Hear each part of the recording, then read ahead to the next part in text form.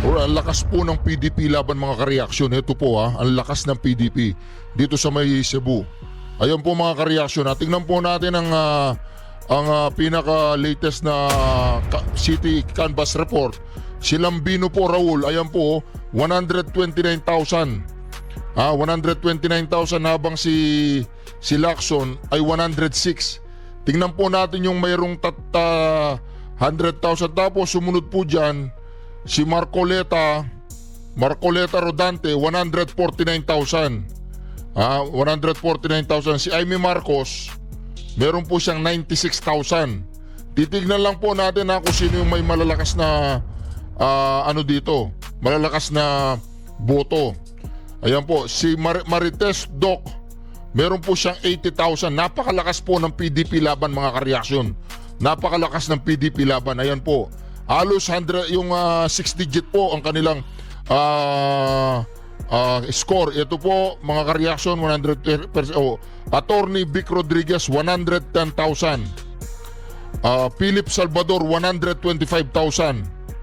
Tapos Soto Tito, 105,000.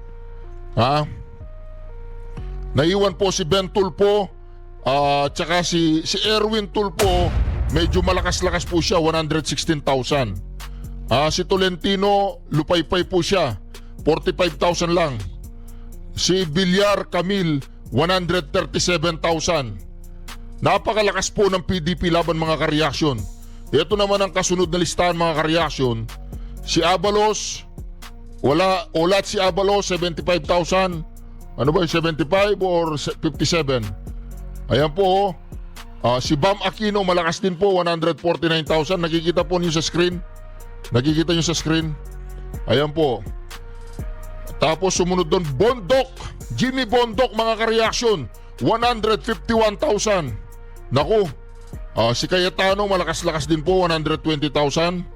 De La Rosa Bato, 236,000. Naku po. Go Bongo, 267,000. Hinlo JB, ito po hindi ko po i-expect ito mga kareaksyon Hinlo JB, 123,000 mga kareaksyon. Kung magtutuloy-tuloy po ito mga kareaksyon, napakalakas po ng PDP laban. Napakalakas po ng PDP laban mga kareaksyon. Kung magtutuloy-tuloy ito, ngunit meron po tayong ipapalabas na reklamo po ni Madam Aimee Marcos. Meron tayong ipapalabas na video. Allegedly programmed machines. Yan. Na kahit sino ang iboto mo, ang lumalabas, Abalos. Abalos. Pero nakita po natin, as of now, si Abalos po ay meron lamang siyang 57,000. Napakalayo po kahit kay Jimmy Bondok, hindi po siya mananalo.